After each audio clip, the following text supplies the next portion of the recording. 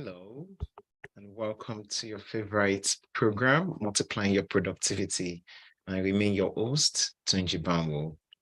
I hope you had a great week. Yes, today we're going to be looking at the topic problem solving. In a bid to multiply your productivity, you've got to arm yourself with the right knowledge, skills, tools, and techniques to solve problems. Problems are part of life. So what is a problem? What is the problem? Sure, a lot of times, many of us would say, I've got problems, I've got challenges, right? So what is a problem? So let's define a problem as a concern or an obstacle to be overcome.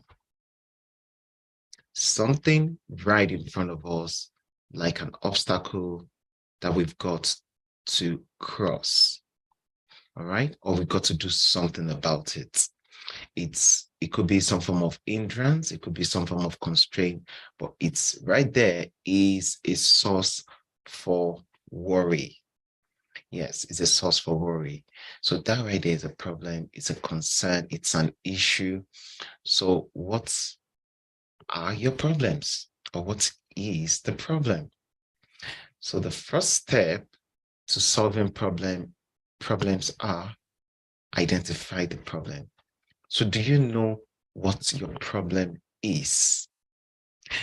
The biggest denial is self-denial.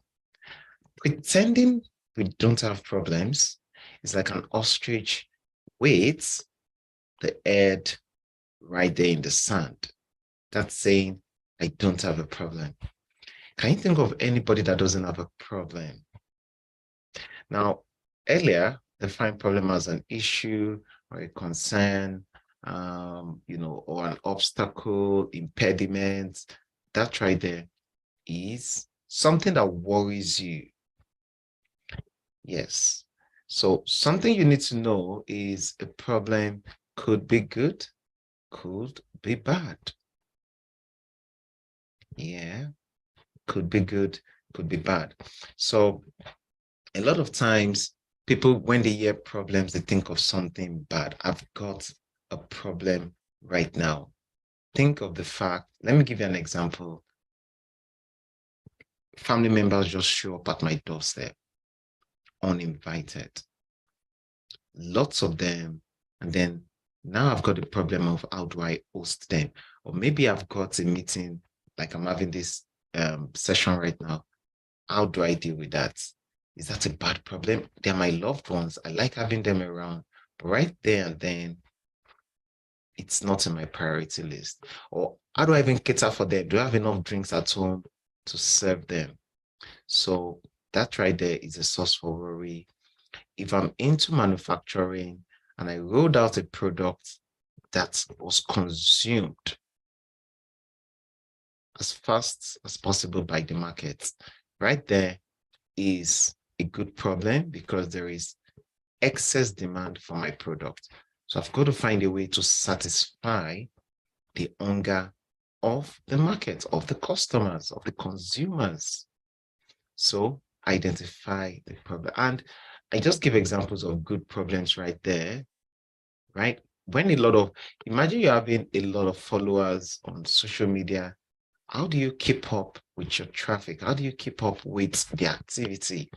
Right there is a good concern because some people even are begging for followers, are begging to have followers. So think of it as it could be good or it could be bad. So problems are not all that bad. It's just that once we hear of problems, we think of something bad. So having a lot to do sometimes could be bad for some people, but in some people, so it's sometimes relative. Too much money, having too much money. What's the even definition of too much money? Is relative, isn't it? So my own definition of too much money could be having in excess of $1 billion. Some people are just fine with $1 million. Once I can eat $1 million, fine. I think I have too much money. So I think we should just, draw a line between too much money and so much money. An artist once sang, too much money. The problem now is how to spend it. Yeah. Yeah. Too much money. Now the problem is how do we spend it? Right. So another artist, I think is P. Diddy, says the more money we come across, the more problem we see. The more problem we see. So guys, money problems, is a song for a lot of people. Some people have got too much of it. Some people haven't got enough of it. Those are life problems right there. Why are we even in this life? Isn't it to solve problems?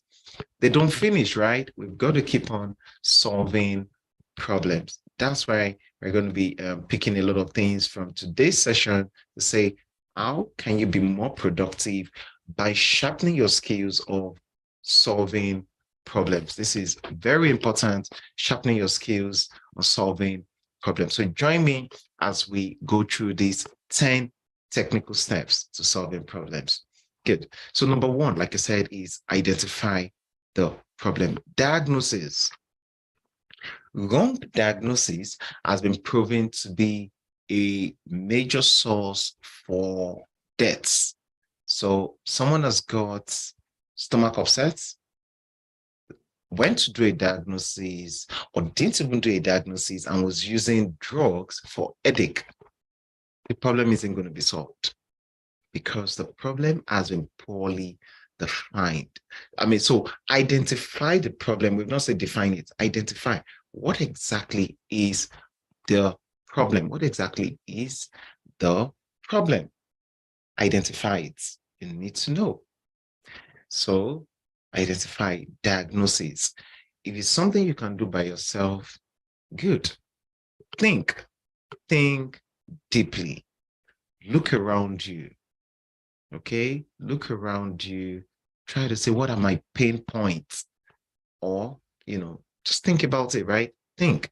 Or if it's something you need to consult a friend, consult someone you trust, consult an expert to say, I think I've got a problem, but I can't really define, I can't really pinpoint the problem. You need to seek help from an expert or a professional. So identify the problem. Very key. You need to say, identify the problem or the problems. Good.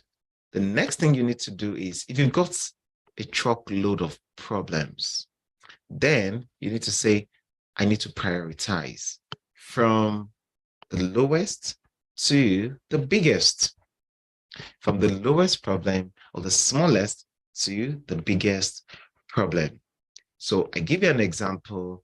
What are the things that I need to knock off right now? It's like maybe bills. If your bills, you consider your bills as a problem, which is the smallest amount and which is the biggest amount. That's a typical way of prioritizing. You need to consider the order of importance, impact, and urgency. How important is it? How impactful is it to my life? How important, meaning value, what value is it going to add to me? If I don't pay my electricity bills, I will be, I'm going to suffer a power cost. Think about it. If I don't pay my tax bills, it's going to yield interest, my maybe council tax or something, If I don't clear off a loan, they might go on and embarrass me. It might accrue interest, things like that. If I don't call, reach out to a loved one, they might just get angry with me.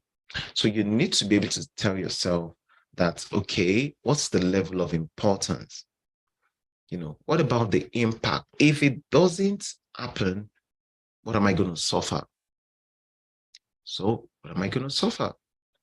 If I don't engage my audience well on social media, I've got thousands of followers, I've got millions of followers. If I don't engage them well, they probably will start leaving. or something, I'm not going to be able to get as much benefits as I want from my social media pages, things like that. What about urgency? How soon am I meant to deal with it? That's urgency. So you need to be able to define prioritize based on importance, the impact on you, impact on others.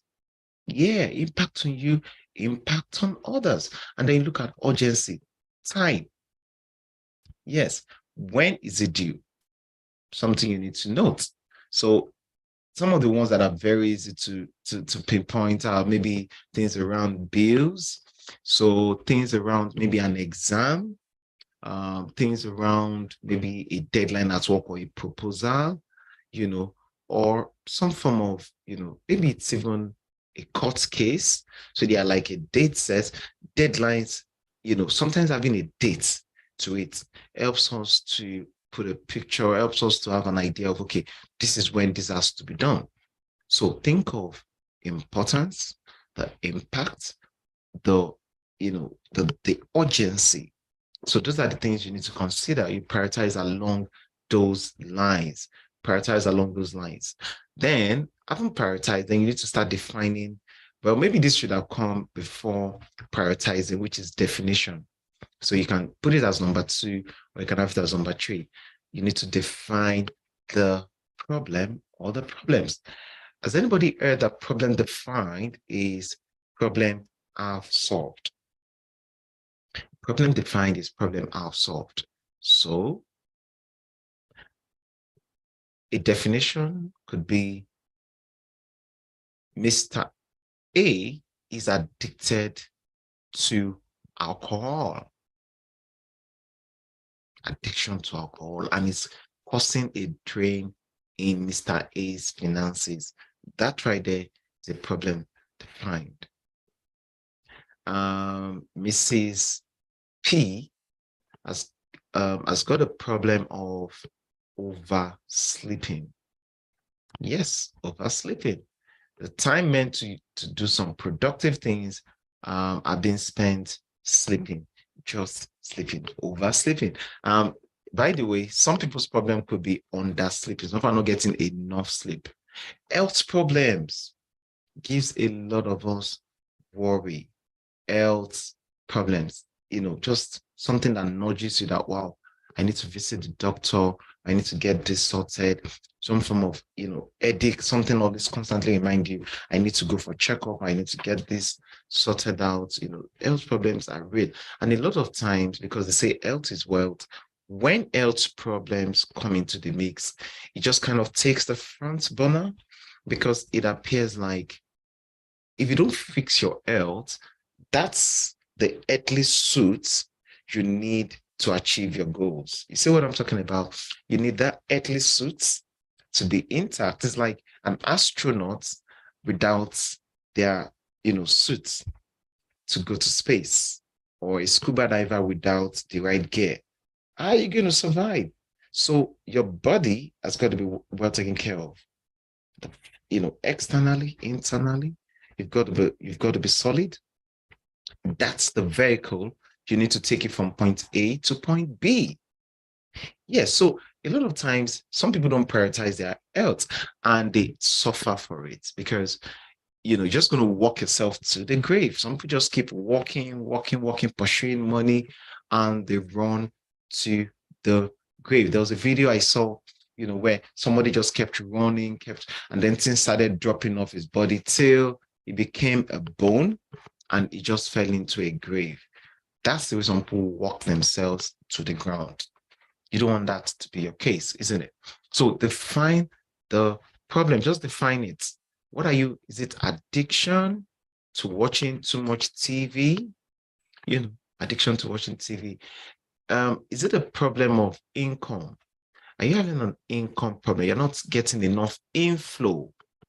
The money you're making is not commensurate to the bills you've got to cover. That right there is a problem. Yeah, it's a problem.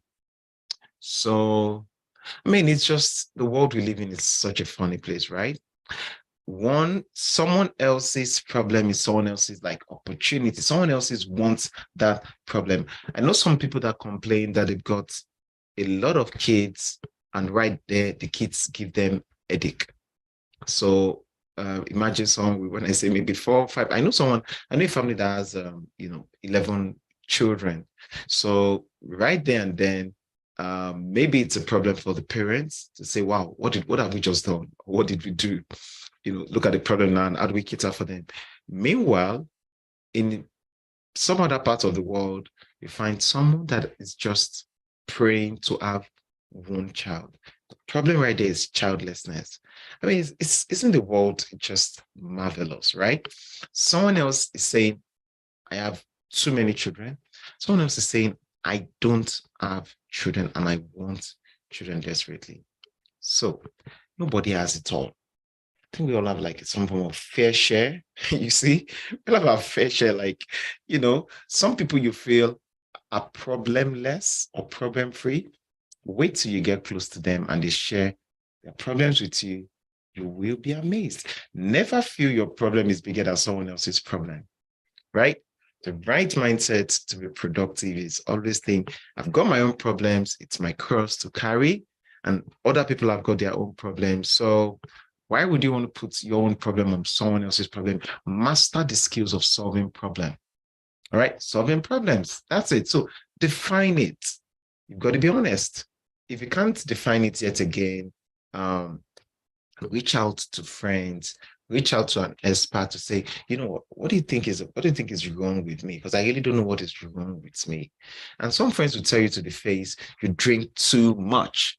Or some friends will tell you you're taking too much nicotine, or you're taking, you're gonna wreck yourself with drugs or stuff like that. That right there could be a problem. Or some friends will say, you are overworking, you're a workaholic.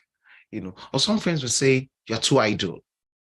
So that's why you need, I've said it in my previous, episodes of this program around your circle, inner circle or outer circle. So who do you surround yourself with? So it's good to surround yourself with people that can look at you eyeball to eyeball and tell you the truth to your face. Nothing to gain, nothing to lose. Yeah, those are the kind of people that I like, not psychophants, not people that say, you know what, Tunji, you're the best thing after Aristotle. Wow. And that right there makes you feel cool, makes you feel you've arrived. Meanwhile, that's not the case. You need some ego boosting sometime, but you need people to tell you the truth, naked truth. So you know where to improve on. So define the problem. I think at the time, guys, people used to tell me I talk too much back in high school. Talk too much. So you talk too much, you overtalk, right? But then fast forward to present day, I talk for a living. So isn't that interesting? What was seen as a problem to some people, or some people feel it should be a problem for me, it's now a money-making avenue for me. So some people say talk is cheap. No, talk is expensive. I'm still eyeing some public speakers like Bill Clinton that could be paid, say 7 figures in dollars, and above per day. The Obamas of this world, was this former Prime Minister of the UK, Tony Blair, some of these top speakers, where they speak for just hours and they're cashing out in millions of dollars. Yeah, so who says stock is cheap? So what's is seen as a problem? So maybe this is an advice for parents. Whatever you think is some form of disadvantage for your child, that might actually be an advantage. You just need to change your perspective. Yeah, you need to change your perspective. Maybe they're not using it the right way. This is imagine back in the days, they used to complain that children are too playful. They're back from school and the next thing they want to do is go play football. Now, what if you could actually open your inner eyes, get an insider? Maybe that child is a potential football star, like Lionel Messi, like Cristiano Ronaldo. You see what I'm talking about? Like Neymar Jr. Interesting. I read it in the news yesterday, or yeah, it was on Twitter, that a certain wealthy guy in Brazil that has got no relatives, maybe no living relatives or something, is willing, is is about to die, and is saying if he dies, or when he dies, all his properties worth $200 million should go to Neymar Jr. I'm like, wow, why can't he just locate me? Why not me? But that's because the guy is a star, so it's more like adopted Neymar Jr. That's interesting. So, guys, that's it. Define the problem. So, number 4, talk to the right people. Having identified the problem, having defined it, having prioritized, next you need to do is talk to the right people. Yes, talk to the right people. So select the right people to ask for help, not necessarily in the bid to help them solve your problem, but to guide you. Don't go offloading your problems on people, because everybody's got a cross to carry. You see that? Maybe some of us just have a thick skin in smiling in the midst of our problems. So this reminds me of what an army veteran shared with me in one of the training courses that I delivered, and he happens to be in the training. He says it's beating that some of the happiest people in the world that he has come across are in the lowest of places in the world, meaning some perceived poor countries, right? Some of the places where you see poverty-stricken communities, where you find the happiest people. I mean, and places where you see the most depressed people and high rates of suicide are in, some of the perceived rich countries. So it's everybody's got a problem, right? This just this is just a problem every society is dealing with. So think about it. You've got to choose. Do you want to go? So I mean, this kind of reminds me of a story I read years back, where someone was complaining of the cross is carrying, the burden is carrying around, which is your cross. Your problem is your cross. Everybody's got a cross, isn't it? So the guy's complaining he's got this huge problem. He thinks his cross is too big. And so what happened?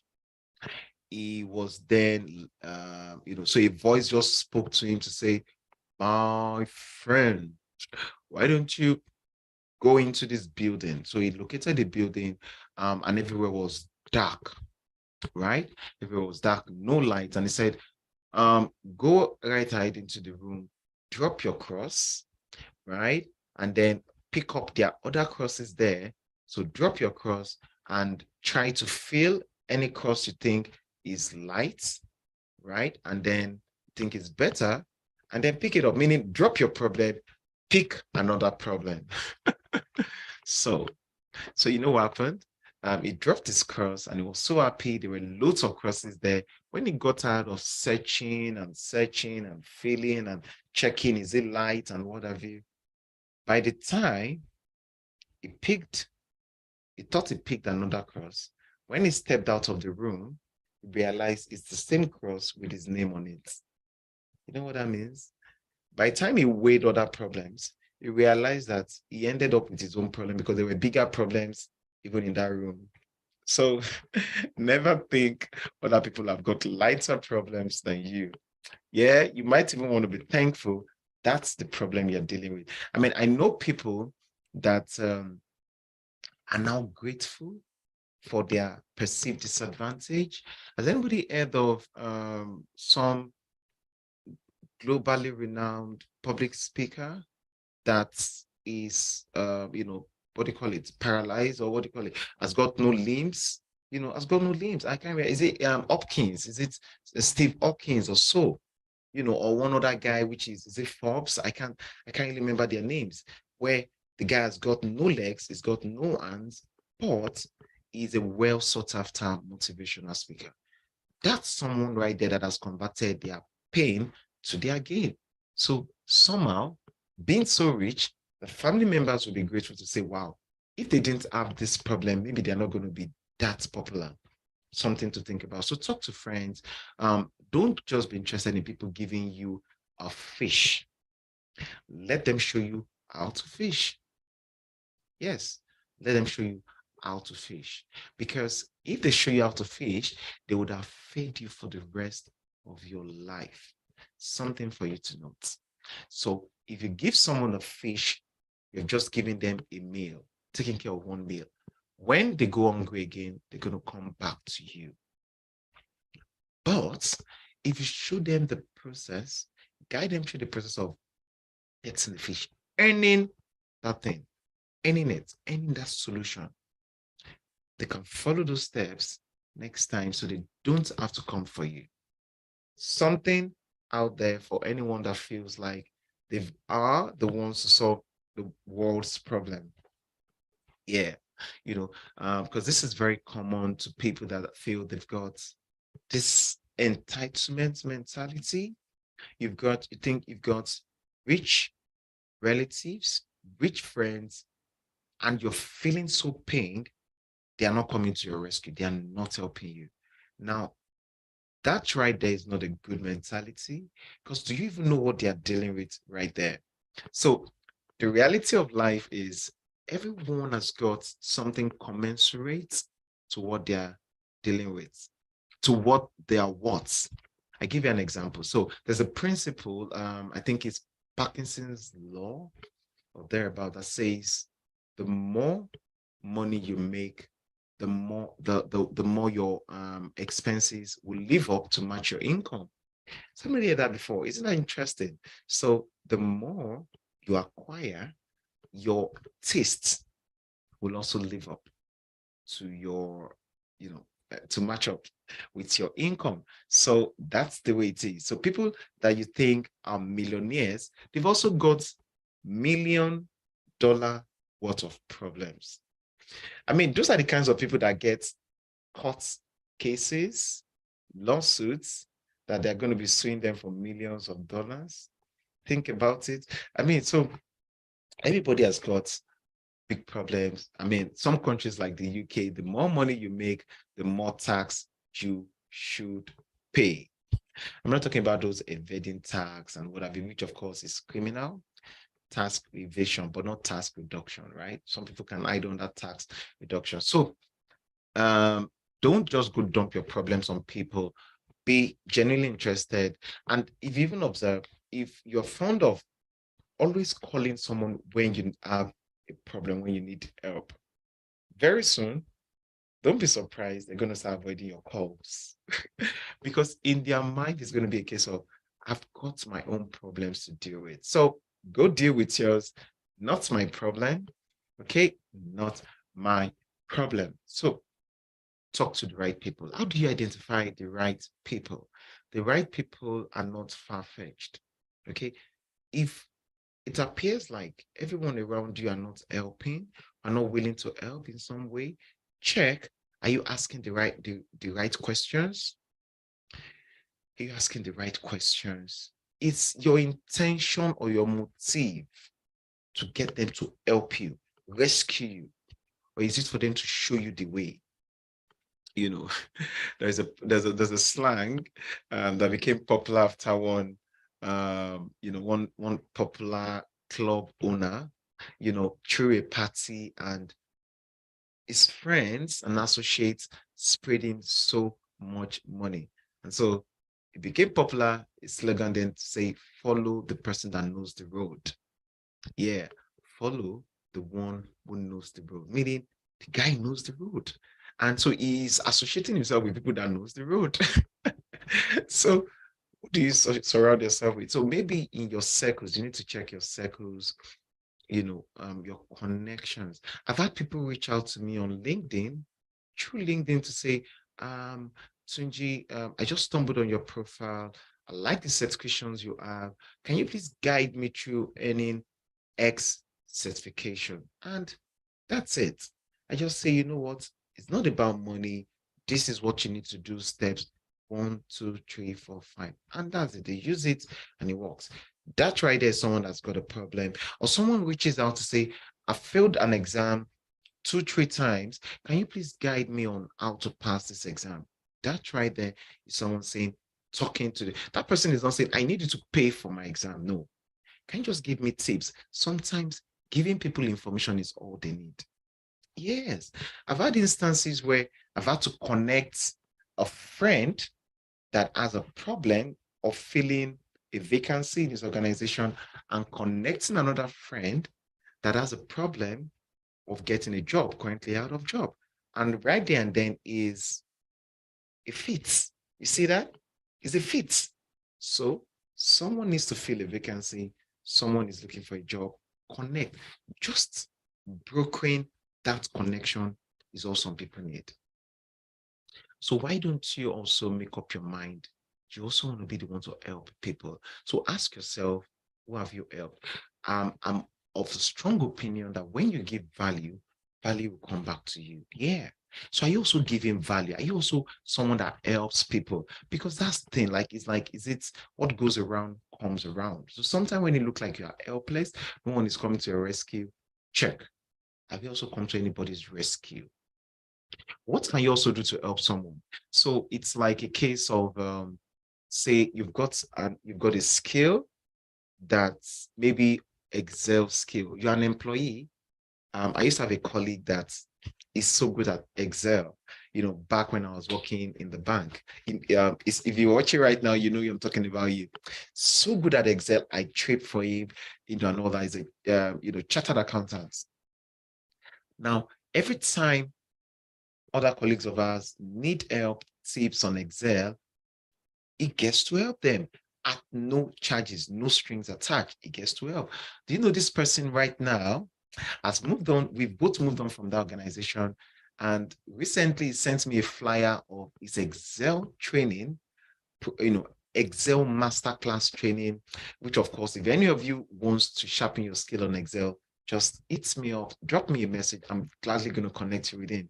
He knows himself. So guess what? He now charges a fair amount of money, right?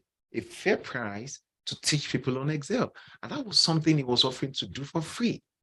So if you sometimes feel like, oh, I've got a problem, why don't you also start solving other people's problem? If you're so confident about that skill, something you're willing to do for free, right? Sooner or later, people may even start paying for it. I mean, how did some of these top products today, technology products, how did they attain fame? E.g., Facebook, they started off free. My little understanding of their history is it was from Harvard University, where Mark Zuckerberg and a friend felt, let them start something that they could connect students, and that's how they started, free of charge. People were in pain, but fast forward to present day, it has grown to become a global phenomenon. So that's it. They started by solving other people's problems. They were giving away value. Value came back to them. Yes. So something for someone to consider, right?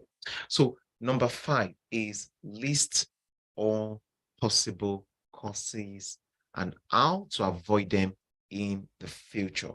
So what brought you to that point? There's an African adage, or specifically Nigerian adage, that if a young person falls, they'll get up, they'll keep looking forward, keep running.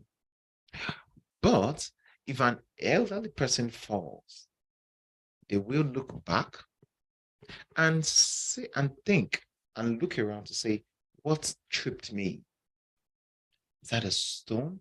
So next time I'm going to avoid anything like this. What's the pitfall? What made me fall? So what brought you to that messy situation? It could be debt. How did you get into debt? Is it poor financial management? As long as the cause remain, the problem will resurface. This is why you need to use a concept called root cause analysis. How did I get into this mess? How did I get here? Think, reminisce. How did I get here? So, causes. think of the causes so that in the future you can avoid those traps. Yes, can avoid those traps.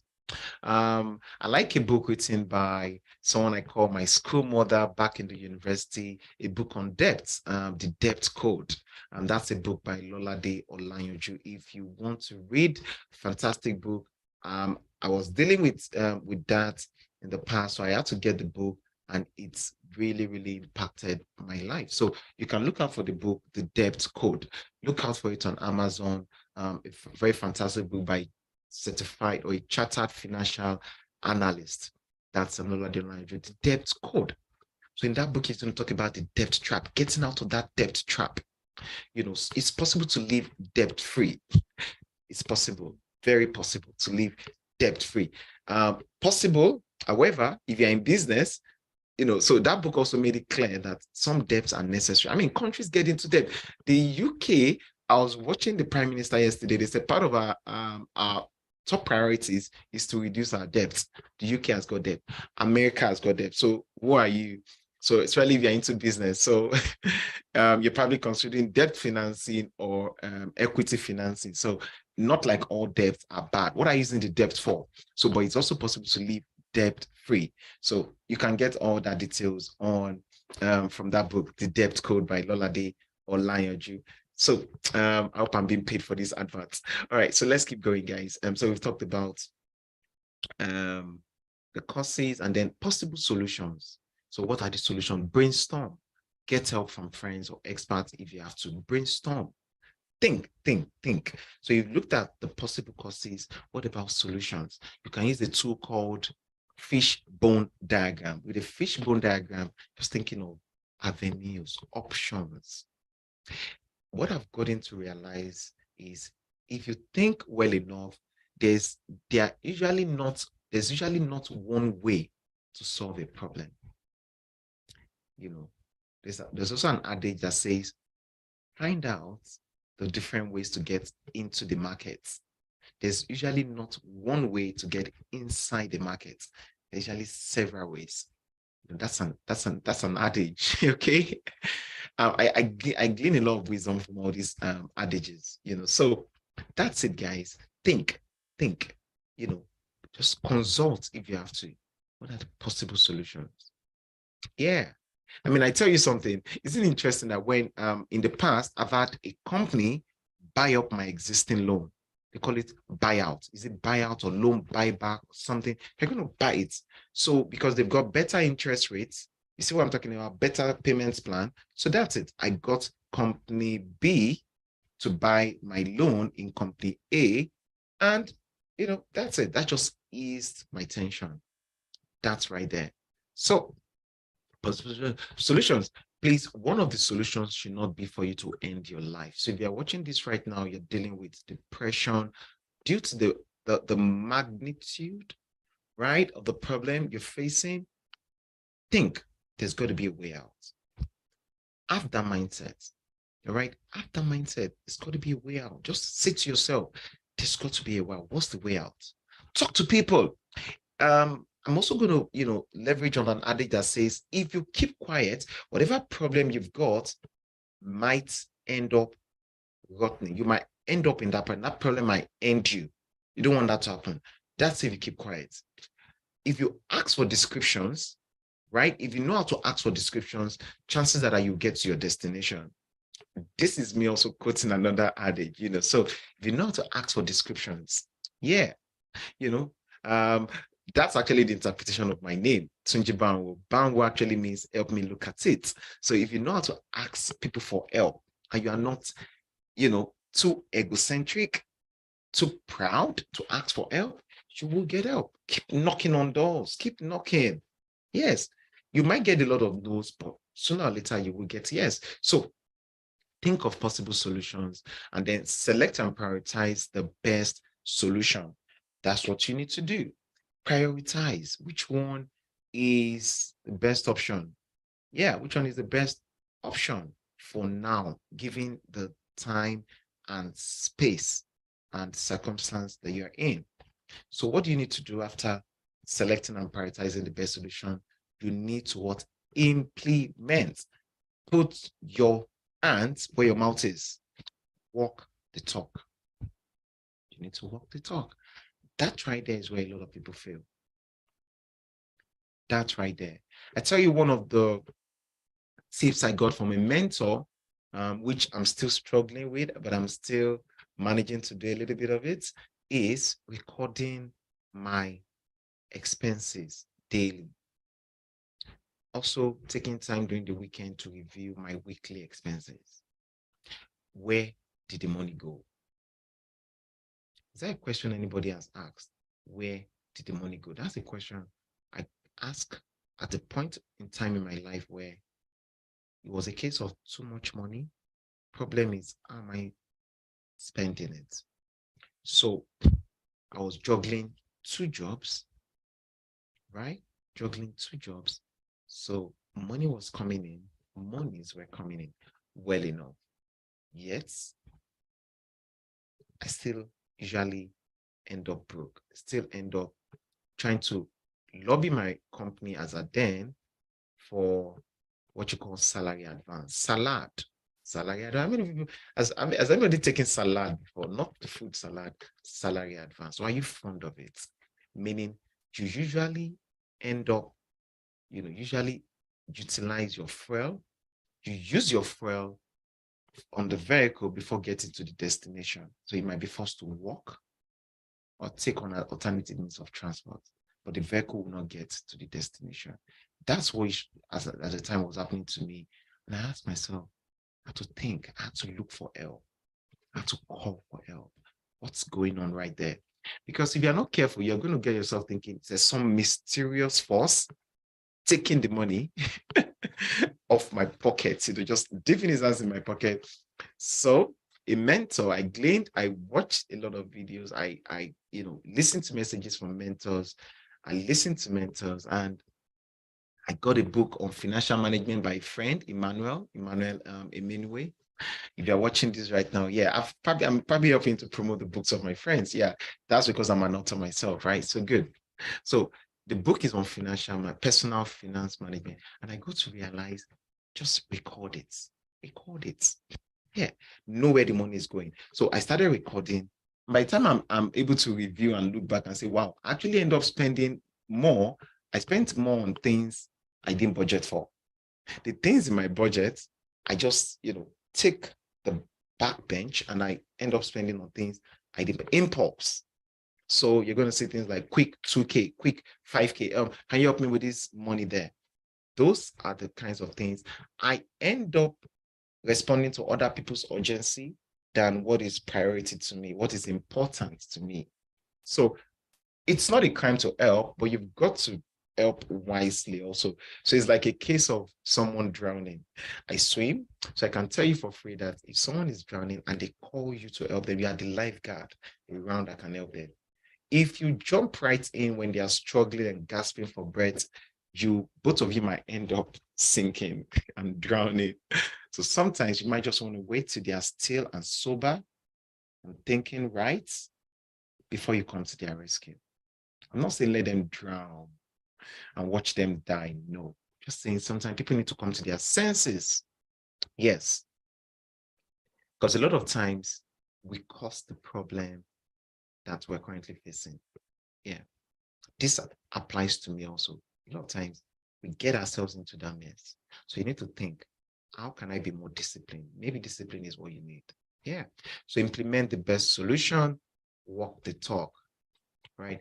Evaluate the effectiveness of the solution. Check. Did it help solving the problem? This reminds me of some concepts in risk management where you do inherent risk. What is the risk before the activity? After the activity has happened, right? Did the risk crystallize? Now, what is the residual risk? So you want to check before and after. My intention was to use my savings if they need be to attend to emergency. So did it work? Was it effective? Yes, my savings was adequate. I don't know if anybody has probably heard that it's good for you to save if you're a salary earner at least 3 months. You want to have always in your reserve at least 3 months salary.